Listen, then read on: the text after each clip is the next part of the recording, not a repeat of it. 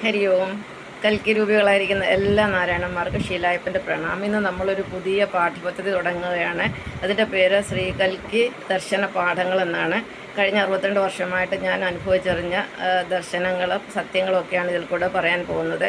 ഇതിനോടകം ഞാനൊരു മറ്റൊരു പാഠ്യപദ്ധതി നടക്കുന്നുണ്ട്, 13 പോയിൻ്റ് പ്രോഗ്രാം എന്ന് പറയുന്നത്. അത് ഇപ്പോൾ 8-9 പോകുന്നു.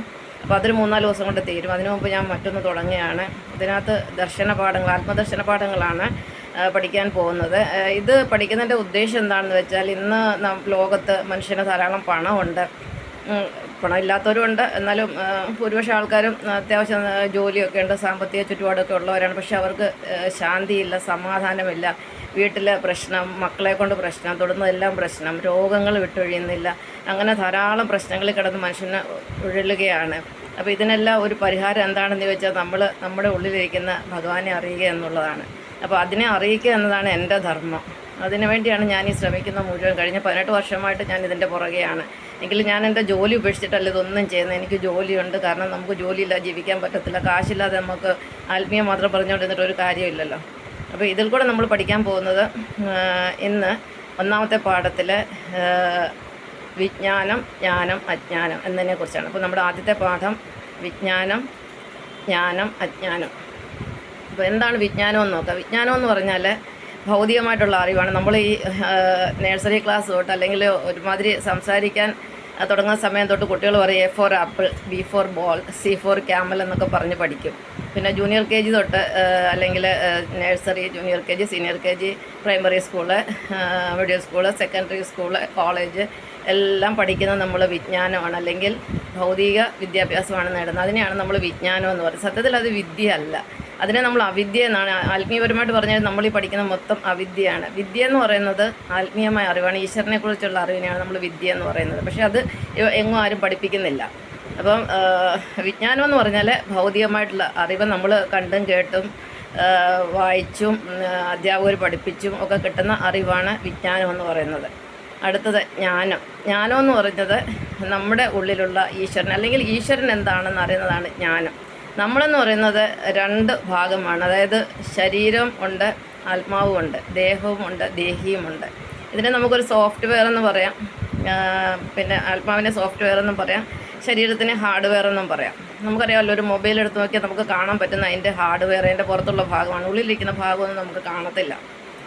പക്ഷേ അതിനുള്ളിൽ ധാരാളം പ്രവർത്തനങ്ങൾ നടക്കുന്നുള്ള കാര്യം നമുക്കറിയാം. എന്ന് പറഞ്ഞാൽ നമ്മുടെ ഉള്ളിൽ ധാരാളം പ്രവർത്തനം നടക്കുന്നുണ്ട്. അതിനെക്കുറിച്ചൊക്കെ നമ്മൾ സയൻസിൽ പഠിക്കുന്നുണ്ട്. അതൊക്കെ നമുക്കറിയാവുന്ന കാര്യമാണ്. പക്ഷേ ഇതെല്ലാം നടത്തണമെങ്കിൽ നമുക്കൊരു കണ്ടിന്യൂസ് സപ്ലൈ ഓഫ് എനർജി വേണം. ഒരു ഊർജ്ജമില്ലാതെ ഒരിക്കലും നമ്മുടെ ശരീരം വർക്ക് ചെയ്യത്തില്ല.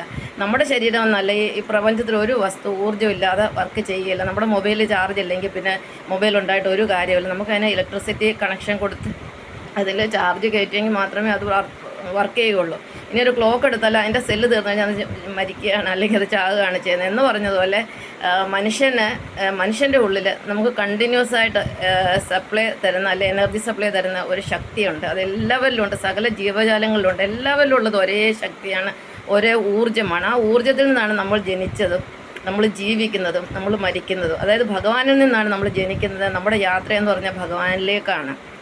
സമുദ്രജലത്തിൽ നമുക്കറിയാം ഒരുപാട് ജീവജാലങ്ങളുണ്ട്. ആ ജീവജാലങ്ങളെല്ലാം ജനിക്കുന്ന സമുദ്രത്തിലാണ്, ജീവിക്കുന്ന സമുദ്രത്തിലാണ്, മരിക്കുന്നത് സമുദ്രത്തിൽ. എന്ന് പറഞ്ഞ പോലെ പ്രപഞ്ചവും ഇതിലെ സകല ചരാചരങ്ങളിൽ ജനിച്ചിരിക്കുന്ന ഭഗവാൻ നാരായണനിൽ നിന്നാണ്, ജീവിക്കുന്നത് നാരായണനിലാണ്, മരിക്കുന്നത് നാരായണനിലാണ്. അപ്പോൾ ഇത് കലിയുഗമാണ്, ഇത് തീരാൻ പോകുന്നു. അപ്പോൾ ഇനി ഒരു കലിയുഗം ഇതുപോലെ ഉണ്ടാവണമെങ്കിൽ 864 കോടി വർഷം, അതായത് 8.64 ബില്യൺ ഇയേഴ്സ് നമ്മൾ വെയിറ്റ് ചെയ്യേണ്ടി വരും. അപ്പോൾ എല്ലാവരും ഇവിടെ നിന്ന് പോകും, അതിന് യാതൊരു സംശയവുമില്ല. അതിൻ്റെ സമയമൊക്കെ അടുത്തടുത്ത് വരികയാണ്. നമ്മൾ അതിനെക്കുറിച്ചൊന്നും ഇപ്പോൾ ഡിസ്കസ് ചെയ്യുന്നത്. നമുക്കിനി വേറൊരു അധ്യായത്തിൽ അതിനെക്കുറിച്ച് ഡിസ്കസ് ചെയ്യാം. അപ്പോൾ ഇപ്പം നമ്മൾ ജ്ഞാനത്തെക്കുറിച്ചാണ് പറയുന്നത്. ജ്ഞാനം എന്ന് പറയുന്നത് നമ്മുടെ ശരീരത്തിലിരിക്കുന്ന ആത്മാവിനെ, അല്ലെങ്കിൽ ജീവൻ, സ്പിരിറ്റിനെ, ബയോ എനർജി അല്ലെങ്കിൽ ലൈഫ് ഫോഴ്സിനെ കുറിച്ച് അറിയുന്നതാണ്. അപ്പോൾ നമ്മളെന്ന് പറയുന്നത് പകുതി ജീവനും പകുതി ശരീരവുമാകുന്നു. അപ്പോൾ നമുക്കെന്ന് പറഞ്ഞാൽ ശരീരത്തിനോടാണ് ആൾക്കാർക്ക് പ്രണയവും പ്രേമവും എല്ലാം ശരീരത്തിനെക്കുറിച്ച് അറിയാൻ. ഉള്ളിലിരിക്കുന്ന ആ ഒരു ശക്തിയെ അറിയാൻ ആർക്കും യാതൊരു താല്പര്യമില്ല. പക്ഷേ നമ്മളെപ്പോഴും അറിയാം, നമ്മൾ 50% ദൈവവുമാണ്, 50% ശരീരവുമാണ്. ആ 50% ആയിരിക്കുന്ന ദൈവത്തെയാണ് നമ്മൾ വിഷ്ണു എന്ന് പറയും. നമ്മുടെ ഉള്ളിലിരിക്കുന്ന ആ ഊർജ്ജത്തെ വിഷ്ണുവെന്നും നമ്മുടെ ശരീരത്തെ ശിവനെന്നും പറയും. അപ്പോൾ വിഷ്ണു ശിവനും ഇല്ലാതെ ലോകത്തെ ഒരു മനുഷ്യർക്കും ഒരു ജീവജാലത്തിന് നിലനിൽക്കാൻ സാധ്യമല്ല. അപ്പം നമ്മുടെ ഉള്ളിലിരിക്കുന്ന ആ പ്രാണനെ അറിയുന്ന അല്ലെങ്കിൽ ജീവനായിട്ടിരിക്കുന്ന എന്താണോ അതാണ് ഈശ്വരൻ എന്നറിയുന്ന അറിവാണ് ജ്ഞാനം എന്ന് പറയുന്നത്. ഈ ജ്ഞാനം കിട്ടിയ ആളിനെയാണ് നമ്മൾ ജ്ഞാനി അഥവാ ആത്മജ്ഞാനി എന്ന് പറയുന്നത്. ഈ ജ്ഞാനിയെ പല രീതിയിലും പറയും. ചിലർ പ്രവാചകൻ എന്ന് പറയും, ചിലർ അവതാരങ്ങളെന്ന് പറയും. ഈ ജ്ഞാനം എല്ലാവർക്കും കിട്ടത്തില്ല. അത് യുഗങ്ങളിലൊക്കെ 1-2 പേർക്ക് മാത്രമേ ഈ ആത്മജ്ഞാനം കിട്ടുകയുള്ളൂ. ആത്മജ്ഞാനം കിട്ടിയ അവർ വേണം പിന്നെ ഇതെല്ലാം മറ്റുള്ളവർക്ക് പറഞ്ഞു കൊടുക്കാൻ. അപ്പോൾ എനിക്ക് ഭഗവാന്റെ അനുഗ്രഹം കൊണ്ട് ഈ ആത്മജ്ഞാനം കിട്ടിയിട്ട് 18 വർഷം കഴിഞ്ഞു. ഈ ആത്മജ്ഞാനം ഞാൻ പകർന്നു കൊടുത്തുകൊണ്ടേ ഇരിക്കുകയാണ്. അപ്പം ഈ ഒരു ജ്ഞാനം എല്ലാവരിലും എത്തണം. ഈ ഒരു ജ്ഞാനം നമുക്ക് കിട്ടിക്കഴിഞ്ഞാൽ, അതായത് നമ്മൾ ഈശ്വരന് ഒന്നാണ്, നമ്മുടെ ഉള്ളിലാണ് നമ്മുടെ ഭഗവാൻ ഇരിക്കുന്ന. ഓരോ വണ്ടിക്കും ഓരോ ഡ്രൈവർ ഉള്ളതുപോലെ ഓരോ മനുഷ്യനും അല്ലെങ്കിൽ ഓരോ ജീവജാലത്തിനും ഓരോ ആത്മാവുണ്ട്, അല്ലെങ്കിൽ ഓരോ ഊർജ്ജമുണ്ട്. അത് ഒന്ന് തന്നെയാണെങ്കിലും അത് പല രൂപത്തിലിരിക്കുന്നു. അതിനെ നമ്മൾ അറിയുമ്പോൾ നമ്മുടെ എല്ലാ പ്രശ്നങ്ങളും തീരും. കാരണം നമ്മുടെ ശരീരത്തിന് അല്ലെങ്കിൽ നമ്മൾക്കൊരു ബാലൻസ് ഉണ്ട്. പറഞ്ഞല്ലോ 50% ദൈവം 50% മനുഷ്യൻ. അങ്ങനെയാണ്. പകുതി നമ്മൾ നരനാണ്, പകുതി നാരായണനാണ്. നമ്മൾ ഈ നരൻ്റെ ഭാഗത്തോട്ട് തന്നെ നമ്മൾ പോകുമ്പോൾ നമ്മുടെ ബാലൻസ് തെറ്റും. അതായത് ഭൗതികതയിൽ മാത്രം നമ്മൾ ഓടിപ്പോയി കഴിയുമ്പോൾ നമ്മുടെ ബാലൻസ് തെറ്റും. നമ്മൾ ആത്മാവിനെ അറിയാതെ പോകും. അപ്പോഴാണ് നമ്മുടെ പ്രശ്നങ്ങളെല്ലാം നമ്മുടെ ജീവിതത്തിൽ ഉടലെടുക്കുന്നത്. ഇതെല്ലാം അറിഞ്ഞൊരു വ്യക്തിയാണ്. കാരണം 10 വയസ്സ് വരെ എനിക്ക് ഭയങ്കര ഭക്തിയായിരുന്നു ചെറുപ്പത്തിൽ. എന്നുവെച്ചാൽ വിഷ്ണു ഭക്തി. പിന്നെ ആ ഭക്തി ഇല്ലാതായെന്ന് പറഞ്ഞാൽ അമ്മയുടെ വിവാഹമാണ് എന്നെ വേദനിപ്പിച്ചത് 10 വയസ്സുള്ളപ്പോൾ. അതോടുകൂടി ഞാൻ ദൈവവിശ്വാസമൊക്കെ അങ്ങ് വിട്ടു. എങ്കിലും എൻ്റെ ഉള്ളിൽ എനിക്ക് ചെറുപ്പത്തിലേ പഠിച്ചതുകൊണ്ട് കീർത്തനങ്ങളും കാര്യങ്ങളൊക്കെ എല്ലാം എനിക്ക് അറിയാമായിരുന്നു. അതെല്ലാം എൻ്റെ ഉള്ളിലുണ്ട്. എന്നാലും ഞാൻ ആവശ്യഘട്ടങ്ങളിലൊക്കെ ഭഗവാനെ വിളിക്കുകയൊക്കെ ചെയ്യുമായിരുന്നു. അങ്ങനെ ഒരു 20 വർഷം എൻ്റെ അങ്ങനെ പോയി. 10 വയസ്സ് തൊട്ട് 20 വർഷം അങ്ങനെ ഒരു 30 വയസ്സ് വരെ എനിക്ക് പിന്നെ അങ്ങ് കഷ്ടകാലമായിരുന്നു. ഈ 10 വയസ്സ് തൊട്ട് 30 വയസ്സ് വരെ 20 വർഷത്തോളം എനിക്ക് ഭയങ്കര കഷ്ടകാലമായിരുന്നു. കാരണം എൻ്റെ ഈശ്വരവിശ്വാസം എല്ലാം നശിച്ച ഒരു സമയമാണ്. ആ സമയത്താണ് എനിക്കൊരു മകൻ ജനിക്കുന്നത്. അത് അതിനേക്കാട്ടിലും കഷ്ടമായിട്ടായി. അപ്പോൾ നമുക്ക് ഈശ്വരവിശ്വാസമല്ല, ഈശ്വര ഭക്തിയാണ്, വിശ്വാസമല്ല. വിശ്വാസം വേറെ, ഭക്തി വേറെ. നമുക്ക് നമ്മളിൽ വിശ്വാസം ഉണ്ടാകണം. നമ്മൾക്ക് നമ്മളിലുള്ള വിശ്വാസം തന്നെയാണ് ഭഗവാനിലുള്ള വിശ്വാസം. നമുക്ക് നമ്മളെ വിശ്വാസം ഇല്ലെങ്കിൽ പിന്നെ നമ്മൾ ആരെയും വിശ്വസിച്ചിട്ട് ഒരു കാര്യവുമില്ല. നിങ്ങൾ എന്നെ വിശ്വസിക്കണമെന്ന് ഞാൻ പറയില്ല, അല്ലെങ്കിൽ ഭഗവാനെ വിശ്വസിക്കണമെന്ന് പറയില്ല. നിങ്ങൾ നിങ്ങളെ വിശ്വസിക്കാൻ ശ്രമിക്കുക. അപ്പം നിങ്ങളെ വിശ്വസിക്കുന്നത്, എന്നെ വിശ്വസിക്കുന്ന, ഭഗവാനെ വിശ്വസിക്കുന്ന, ആരെ വിശ്വസിക്കുന്ന, വിശ്വാസമെല്ലാം ഒന്ന് തന്നെയാണ്. അതിന് യാതൊരു മാറ്റവുമില്ല. അപ്പം നമ്മൾ അറിയുക, നമ്മൾ ഒരു വെറും മനുഷ്യനല്ല. നമ്മൾ ഓരോരുത്തരും ഭഗവാൻ തന്നെയാണ്, നാരായണൻ തന്നെയാണ്. ഈ ഒരു അറിവ് നമുക്ക് ഉണ്ടാകണമെങ്കിൽ മാത്രമേ നമ്മുടെ ജീവിതത്തിലെ പ്രശ്നങ്ങൾ ഇല്ലാതാവുകയുള്ളൂ, നമുക്ക് മനഃശാന്തി കിട്ടുകയുള്ളൂ. അതിനുവേണ്ടി നമ്മൾ ശ്രമിക്കണം. അതിന് നമ്മുടെ ജീവിതത്തിൽ നമ്മൾ ആത്മീയ ചര്യകളൊക്കെ പാലിക്കേണ്ടതായിട്ട് വരുന്നുണ്ട്. രാവിലെ എണീക്കുക, കുളിക്കുക, ജപിക്കുക, ഇതൊക്കെ നമ്മൾ ജീവിതത്തിൽ പ്രാവർത്തികമാക്കിയെങ്കിൽ മാത്രമേ നമുക്കിതിൽ നിന്നും രക്ഷപ്പെടാൻ പറ്റുകയുള്ളൂ. അല്ലാതെ വെറുതെ ഒന്നും മനസ്സിലാക്കിക്കൊണ്ട് മാത്രം കാര്യമില്ല. അപ്പം വിജ്ഞാനം എന്ന് പറഞ്ഞാൽ ഭൗതികമായ അറിവ്, ജ്ഞാനം എന്ന് പറയുന്നത് ഈശ്വരീയമായ അറിവ്.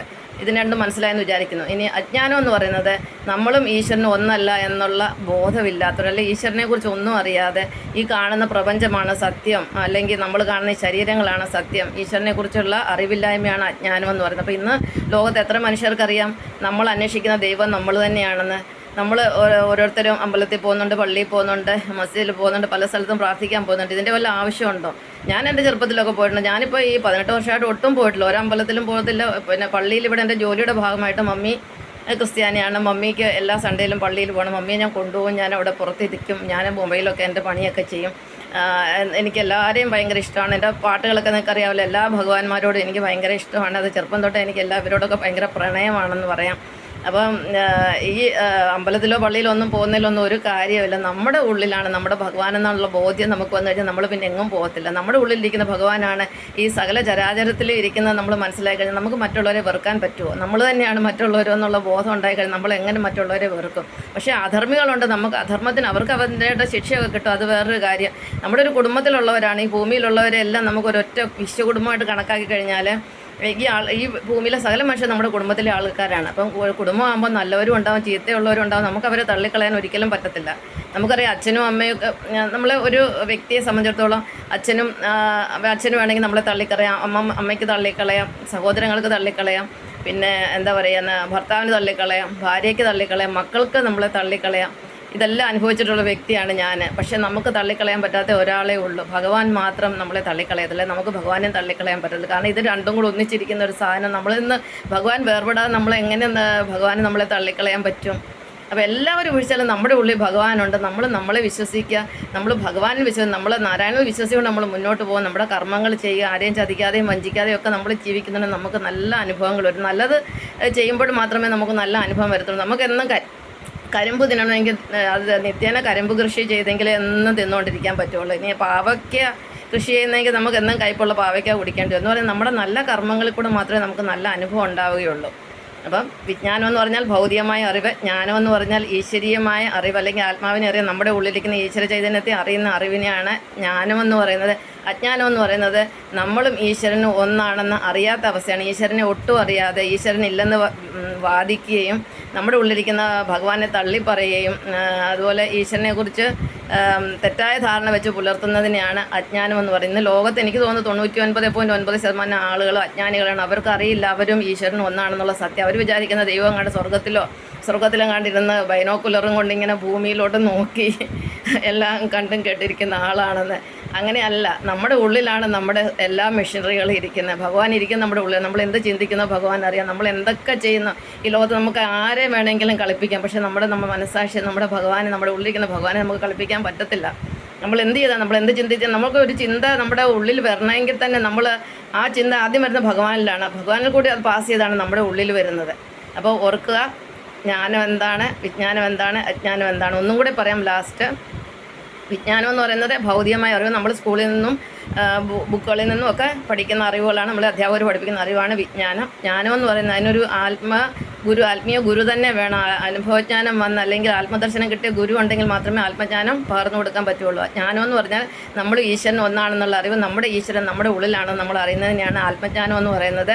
ഇനി അജ്ഞാനം എന്ന് പറയുന്നത് ഈശ്വരനെ അറിയാത്ത അവസ്ഥ, നിരീശ്വരവാദങ്ങളും അതുപോലെ നമ്മൾ ഈശ്വരന് ഒന്നാണെന്ന് അറിയാത്ത അവസ്ഥയാണ് അജ്ഞാനം എന്ന് പറയുന്നത്. ഇതാണ് ഇന്നത്തെ സന്ദേശം. നന്ദി, നമസ്കാരം.